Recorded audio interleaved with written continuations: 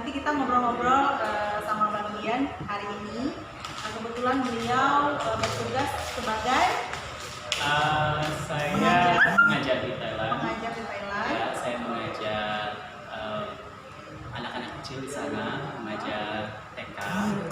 Sekaligus juga saya belajar di salah satu perguruan tinggi swasta di Thailand, di nama kampusnya Siam Technology College.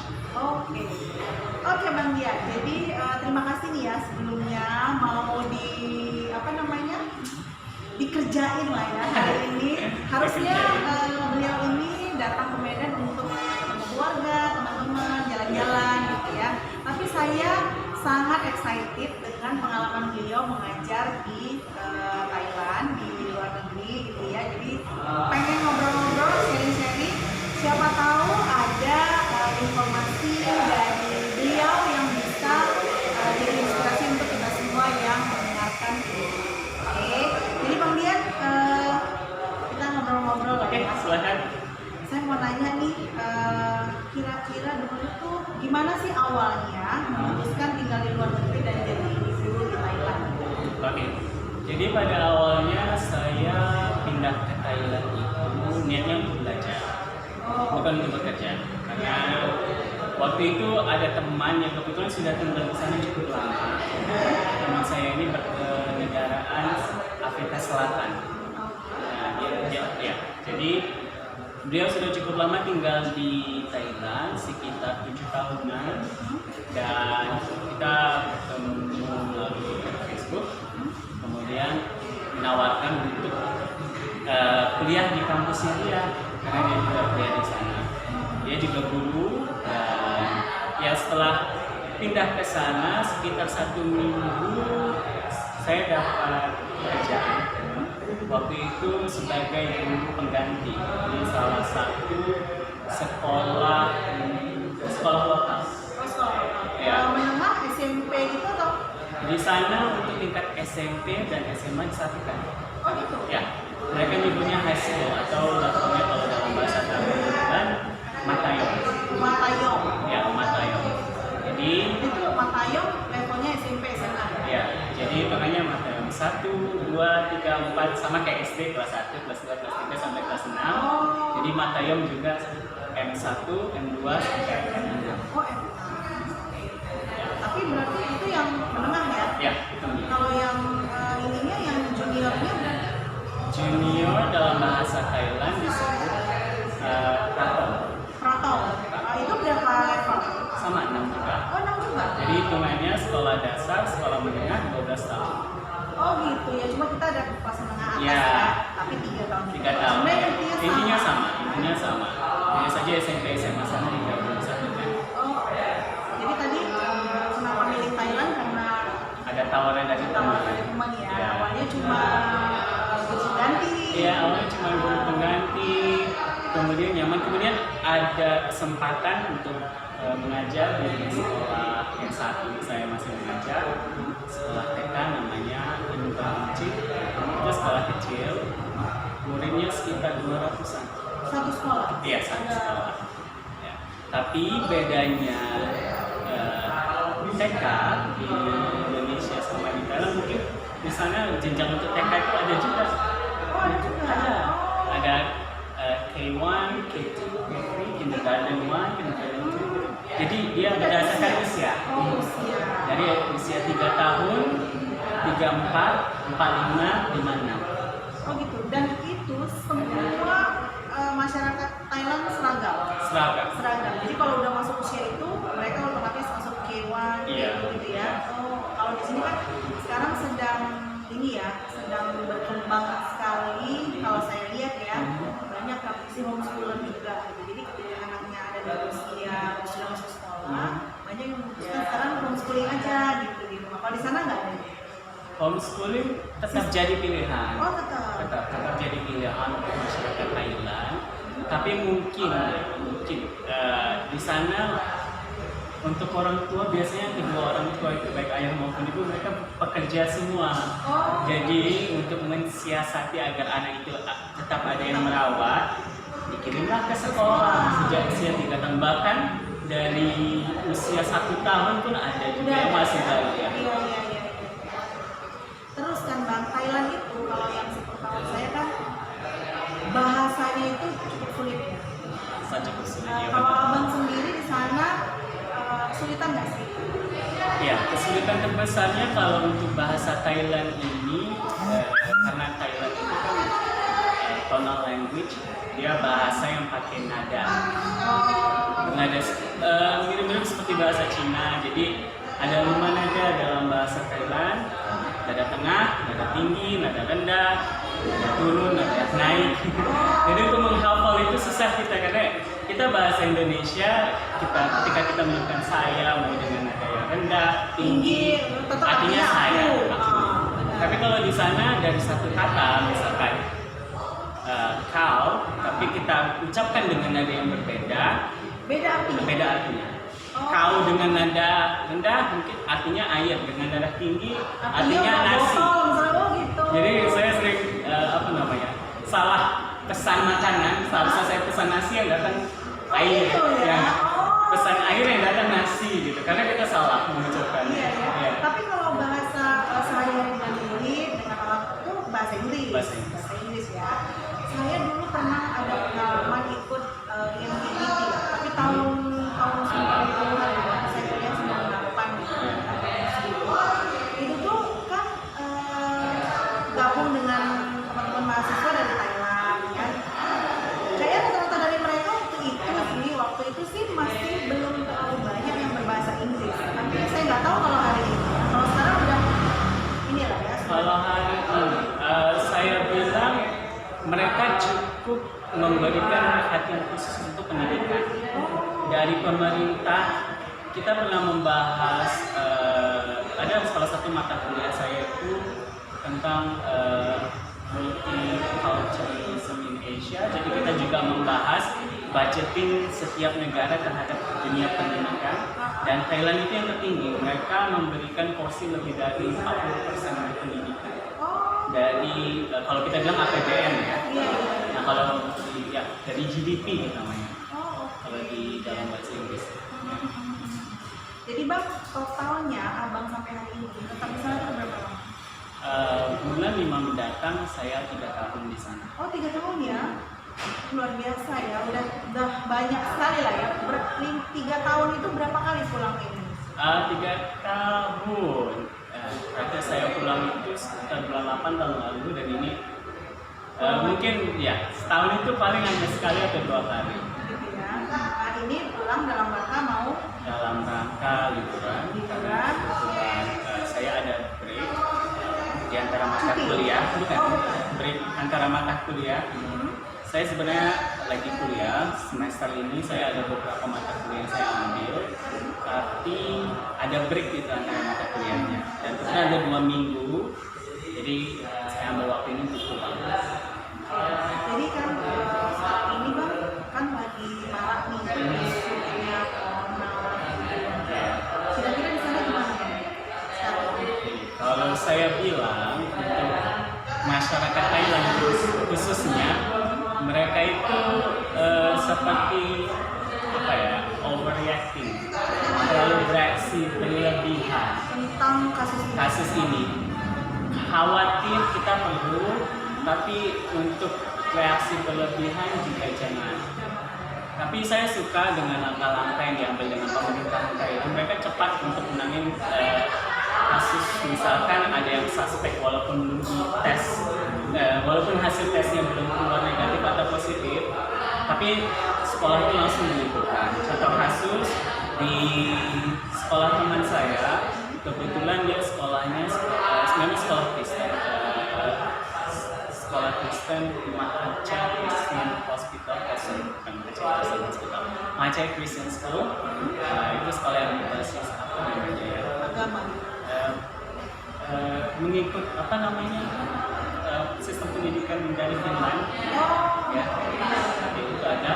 Jadi mereka ada satu siswa baru pulang liburan dari Jepang.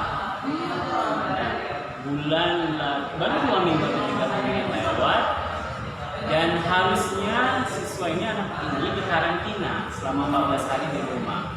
Tapi orang tuanya mungkin tidak mengetahui ini, mengantar anaknya ke sekolah dan anaknya sakit, demam di tengah-tengah jam pelajaran, demam tinggi.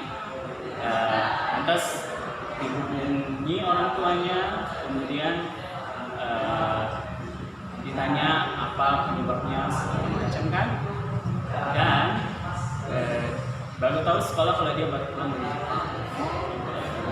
Habisnya di karantina dan di sekolah, jadi cukup menimbulkan kekhawatiran di sekolah, sehingga petugas medis segala macam datang ke sekolah, kemudian mereka pun mengadakan jadi geger ya, bahasa Medannya geger, kita langsung heboh gitu kan.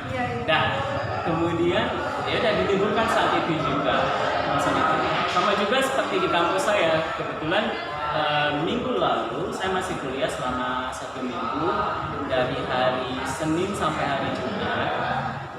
Dan dari hari pertama itu kita sudah diingatkan bahwasanya ada satu warga yang tinggal di seberang kampus positif terkena corona. Jadi diimbaukan kepada kami semua mahasiswa untuk memakai masker. Dan ternyata hari kedua terdengar desas-desus ada satu mahasiswa kita, karena kebetulan masuk kampus program tempat saya belajar itu adalah internasional. Mudah-mudahan asing semua, guru-guru, ada yang dari Australia, ada yang dari Amerika, dari seluruh dunia, dan bisa dihitung dengan jari yang dari Asia. Dia juga baru melakukan perjalanan dari negara-negara yang terinfeksi. Kemudian di hari kedua sakit dan dia pun diarahkan untuk tes. Tes juga. Ya. Dan positif. Hari Rabunya ini masih menunggu 1 hari untuk keluar hasil tes untuk tes apakah kita terinfeksi corona atau enggak. Kemudian hari Rabu kita dipulangkan. Semua dipulangkan. Jadi kuliah itu terhenti di hari Rabu yang harusnya selesai hari Jumat, dan kami melanjutkan perkuliahan online. Jadi mengirim tugas dan segala macam. Dan seharusnya kampus ini buka tanggal 16 Senin nanti. Tapi baru dapat update info terbaru dari kampus ditutup sampai April. Jadi emang bisa lebih lama lagi di sini atau? Sebenarnya bisa, tapi saya sudah beli tiket untuk pulang pergi karena saya statusnya kan mahasiswa dengan visa belajar ya. Dan saya selama masih dalam masa visa belajar, kita keluar negeri, kita harus apply yang namanya ini, apakah terjadi di semua negara saya nggak tahu, tapi di Thailand kita harus apply namanya re-entry permit, sehingga visa belajar kita itu tidak dibatalkan. Ya. Dan itu saya cuma punya single entry, jadi saya harus balik sebelum April. Tapi di sana tetap ada kegiatan, nggak apa-apa lah ya, istirahat, mungkin bisa nulis. Sebenarnya banyak nulis belakangan ini. Iya. Tugas kuliahnya tuh harus nulis essay, paper semua penelitian. Oke, menarik sekali ya Bang. Dengar ceritanya tuh kayak pengen ikut belajar di sana atau tinggal di sana gitu ya. Karena kan beberapa kali itu saya cuma jalan-jalan doang gitu ya. Jadi ya lihatnya pasar-pasar. Makanya cukup excited kemarin waktu Bang Dian bilang, wah ada ngajar di Thailand gitu, pengen tahu ya di dunia pendidikannya Thailand itu kayak apa gitu. Nah Bang, boleh sharing nggak sih cara apply mau bekerja di sana sebagai pengajar seperti dulu tuh kayak apa sih? Oke. Ada banyak caranya, yang bisa melalui agensi, kalau mau, dan banyak yang memilih langsung walk in, langsung ke sekolah, mengantarkan dokumen kita, nanti sekolah yang bakal meluluskan izin kerja kita kalau misalkan mereka suka dengan kita. Bisa juga melalui agensi, tapi nanti terkadang agensi ini mempersulit yang mudah gitu. Nanti ada juga kita harus supaya berasa karyanya Iya. mereka gitu ya. Terus kan Bang, kalau metode pembelajaran di sana tuh kayak apa sih Bang? Perbedaannya dengan kita yang di sini, sistem pembelajarannya tuh kira-kira jauh nggak sih? Sebenarnya kalau untuk sistem pembelajaran pada dasarnya semua sama. Kita ajarkan di Indonesia dengan di Thailand sama.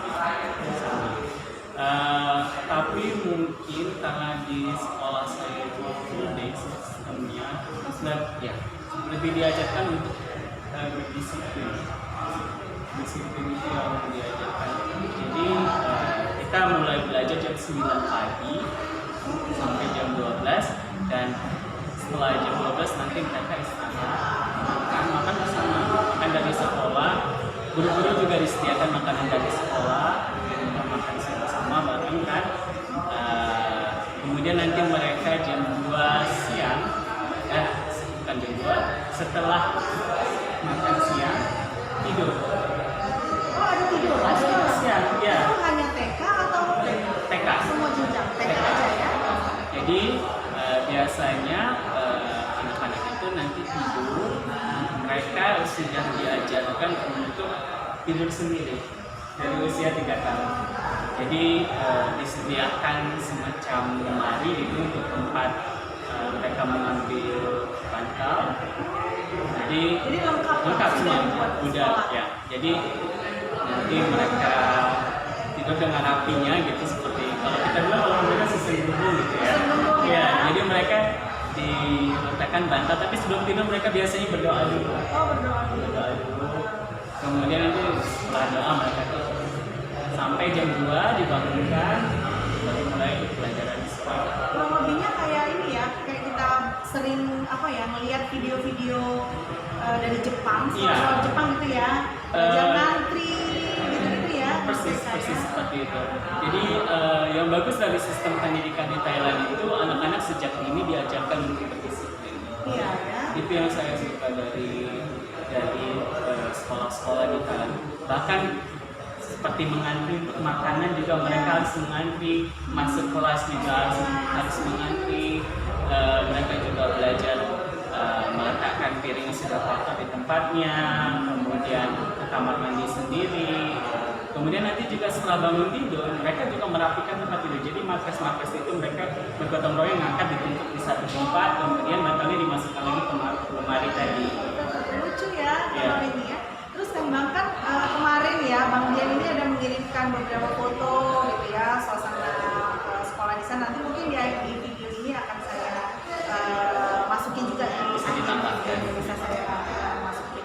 Nah itu tuh kayak apa ya Bang? Kayak berasa kayak ada gimana sih caranya gitu ya mengembangkan rasa begitu dekat dengan anak-anak, terus membuat suasana mereka itu kayaknya kayak dengan orang tua sendiri gitu. Saya melihatnya sih kayaknya abang tuh dekat dengan kayak mereka itu seperti bisa mengadukan apapun gitu dengan gurunya, padahal kan hanya guru gitu ya. Karena menurut saya nggak semua orang yang berprofesi guru bisa mengembangkan rasa itu, karena itu dari dalam ya kalau menurut saya. Nah, kalau abang sendiri ada nggak sih trik khusus atau apa yang abang rasa sampai bisa melakukan itu dengan hati gitu-gitu? Gimana? Kalau saya sendiri sebenarnya untuk menjelaskan kenapa saya bisa membangun ikatan dengan anak-anak susah ya? Susah sebenarnya. Tapi mungkin kedekatan itu terbangun karena saya melihat mereka dari usia 3 tahun. Kemudian foto yang saya kirim kemarin itu foto murid-murid yang sudah level K3. Ya, udah akhir ya. Saya sudah 3 tahun bersama mereka, jadi saya melihat mereka tumbuh besar di sekolah itu, dan kita memang menghabiskan waktu bersama anak-anak itu mungkin lebih banyak daripada orang tua mereka. Karena mereka dari jam 7 pagi sudah diantarkan ke sekolah, sampai nanti mungkin sekitar jam 5. Ya. Jadi mereka tidur siang di sekolah, makan di sekolah, dan untuk biasanya yang level yang K1 yang masih kecil-kecil gitu kan, setelah mandi kita yang pakaian. Jadi mereka tuh dari rumah udah dibekali pakaian ganti juga. Ya, jadi datang dalam keadaan bersih, pulang dalam keadaan bersih. Benar-benar luar biasa ya, Mbak. Ya, jadi kita memang di situ berperan sebagai orang tua. Iya. Di situ mungkin dibangun ketika Bonding dengan ya, bonding dengan akibat anak. kebersamaan juga. Memang harus pakai hati ya, Mbak, kalau saya buat. Harus ada suka dengan anak-anak. Iya, kalau nggak suka nggak bisa. Kalau nggak bisa. Jangan-jangan orang tua pun belum ada juga loh mungkin yang nggak mampu, belum mampu melakukan itu. Karena makanya harus melatih diri juga kita sebagai orang tua yang kita. Iya, benar sekali. Kadang-kadang kan tingkah lakunya ada yang ngeselin, ada yang apa gitu kan. Nah, tapi luar biasa ya, saya senang ya. Oke Bang Dian, yang terakhir nih kita udah ngomong panjang lebar ya Bang. Kira-kira ada nggak sih quotes atau kata-kata yang Abang jadikan pegangan gitu, yang selama ini jadi pegangan Abang selama menjadi pendidik gitu, ada di dunia pendidikan. Mungkin bisa dibagi juga untuk teman-teman yang memutuskan jadi pendidik juga atau pengajar. Karena sekarang saya sering melihat cukup banyak juga sih orang yang memilih profesi sebagai guru yang masih muda-muda nih. Sekarang kayaknya guru-guru milenial banyak ya. Saya tahu quotes-nya ini bisa menginspirasi teman-teman yang nonton. Kalau saya tidak ada quote khusus yang saya karena saya selalu memposisikan diri saya itu sebagai seorang pelajar. Walau meskipun kita guru, kita bertanya tapi kita juga mempelajari sesuatu yang kita tanyakan itu. Dan saya juga ada satu quote yang saya suka dalam bahasa Inggris, learning is not a goal. Belajar itu a goal. Okay. Belajar itu bukan satu tujuan, learning is process. Jadi selama saat kita berhenti belajar, saat itu juga kita mati gitu kan, karena kita tidak lagi menggunakan otak kita dan segala macam. Jadi walaupun kita sebagai guru, kita juga terus belajar gimana memperbaharui metode-metode pengajaran kita, karena dalam prosesnya nanti apa yang saya pelajari di kampus untuk mengajar itu berbeda dengan praktiknya. Kita sering mendapatkan hal-hal baru di kelas. Salah satu yang menjadi tantangan terbesar untuk mengajar di Thailand itu adalah kelas itu dia all inclusive. Jadi tidak ada pembedaan antara untuk ada siswa yang mempunyai learning disability, kayak disabilitas untuk belajar. Ada yang digabung. Jadi saya pernah dapat ada beberapa siswa saya yang ADHD juga, kayak jadi dia nggak sekolah khusus ya? Tidak ada sekolah khusus, ada tapi jarang orang tua mengirimkan anaknya kalau di Thailand di sekolah-sekolah khusus. Jadi pendidikannya dia all inclusive. Walaupun nanti siswanya ada kayak autistic syndrome atau dia ada ADHD atau ADD atau ada yang low functioning, tetap dikirim ke sekolah-sekolah umum. Dan itu tantangan kita sebagai guru untuk mengajarkan siswa-siswa yang berkebutuhan khusus seperti mereka. Dan itu yang masih saya pelajari, dan itu juga yang pengen saya ambil nanti ketika mungkin insya Allah ada rezeki untuk siswa, saya ingin special education jurusannya. Karena di sana karena memang di sana sangat dibutuhkan guru yang bisa mengajarkan anak berkebutuhan khusus. Dan ada alasan tertentu kenapa, alasannya mungkin tidak bisa saya sebutkan di sini karena berkaitan dengan budaya culture Thailand seperti apa, yang mereka itu tetap mengirimkan anak-anak berkebutuhan khusus mereka ke sekolah-sekolah biasa. Tapi memang sekolah memang wajib menerima ya? Wajib harus menerima. Jadi dimanapun kondisi anak itu, apakah dia memiliki learning disabilities, tetap harus diterima. Karena kita nggak sebenarnya semua anak berkebutuhan khusus, ya kan? Hanya ada sekelompok lah mungkin yang agak berbeda gitu. Tentunya kita harus men-treatmentnya berbeda juga. Karena kayak saya punya anak kembar pun treatmentnya ya berbeda gitu, karena nggak akan sama satu anak dengan yang lain gitu ya. Nah, saya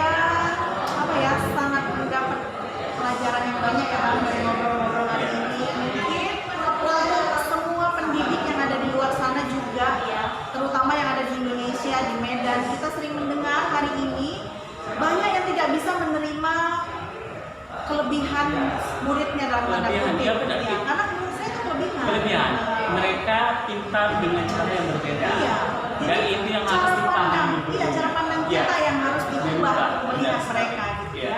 Jadi nggak bisa hidup ini lurus-lurus aja sesuai dengan apa yang kita mau gitu ya, Iya. Bang ya. Jadi kita harus melihat nih anak didik kita nih butuhnya apa. Gitu ya, Bang. Untuk itu pentingnya bagi orang tua, guru membangun channel komunikasi dengan orang tua. Jadi kita harus share gimana mengajarkan anak-anak berkebutuhan khusus di rumah.